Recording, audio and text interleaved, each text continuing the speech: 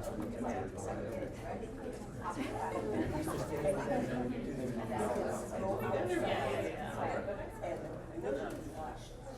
know air sparkle.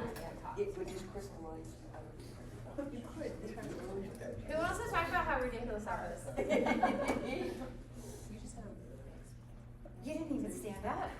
I did. I walked the other side of the room. Oh, you did? And I missed it. I was just okay. observing things. We Trying not had to a laugh. we had a moment over here. What was the awkward moment? It was a hold on. And it was see, and that's my memory. Okay, what was the most awkward for you?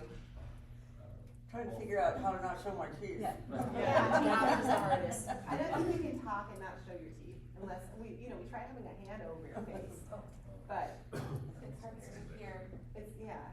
But what's weird is like there are cultures out there, there's some cultures out there who do not show their teeth. Like they don't really express through smile like we do. And so they don't put themselves at risk for baring their teeth, right? But we do that naturally. We're just like, most of us are smiley people, it's part of our culture, right? Yeah. I think it was, for me, it was looking at the list constantly, even if, Yeah. you may have grown up with it, it's that you have all of these boxes you have to check, and it's a little bit exhausting, because you're just making sure that you're following the road. Yes. Because it doesn't come naturally. It makes me think of a missionary going to a completely different culture and not wanting to offend.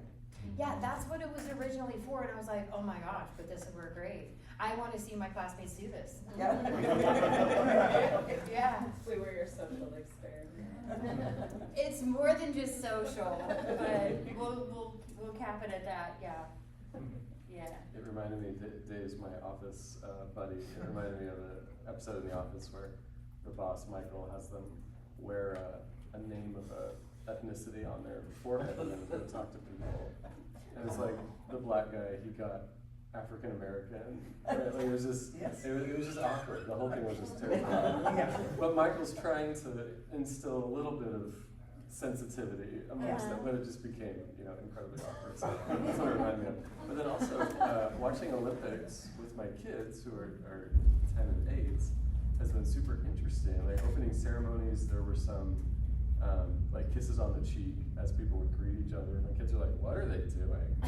Are they married? And so just talking about, and then just different ways that people celebrate if they win something, how Americans celebrate versus other countries. And so it has been, my cultural radar has probably been a little higher these last couple of weeks as we've watched Olympics, and just noticing just how very different we all are, and maybe not all that's naturally different, but just more culturally different. This is how we were raised. This is how we do it in this country.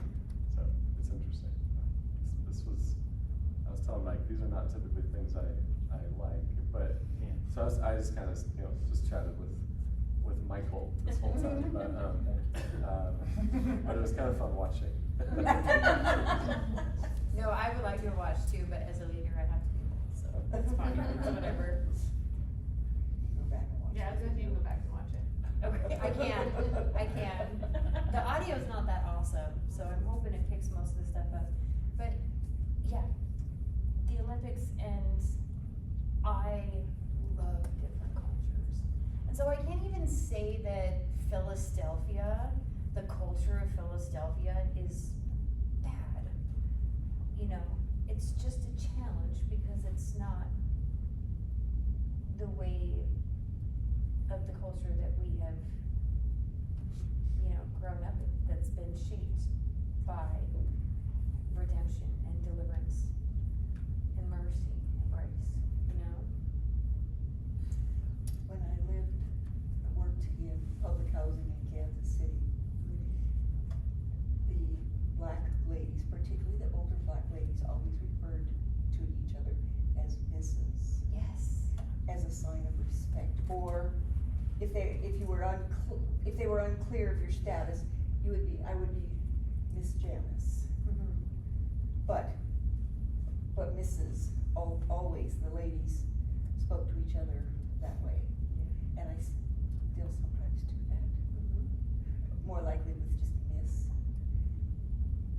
But that, I always thought that that was because maybe they didn't get respect from the rest of the community, but they would respect each other. Don't know. I feel like it cultivates a respectful heart. Does it? I don't know. But my kids, I have my kids, Mr. and Miss, especially Miss, so. Amanda, can I ask you a question? Yes, questions, because we only have like How does- 7 minutes left. How does this passage intersect with your story? How do you see your story in the midst of this passage? Intersects with my story in that, cause I was gonna get there, thank you. But I tend to go over time, I love talking. So, it intersects in the sense that, we're here in this country. We do have a national identity, and there's nothing, should there be anything that we should do about it? Can we stop it? It's just a thing that's in place, and it's actually a huge blessing for us. As believers, it's enabled and empowered us to seek God with, religious freedom, but in the same breath that comes with some squirrels that are running through my head right now, because I will keep on going. That comes with a socioeconomic and political stratification that separates. And so Carrie and Kalani, just by definition, this caring couple who loves their family, hard-working people, very devoted,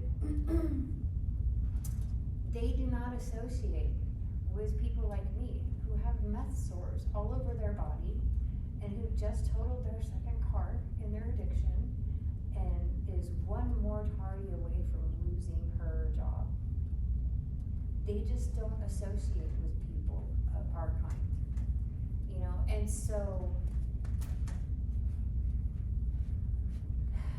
the power in this is the fact that God told Carrie, I have huge plans for her.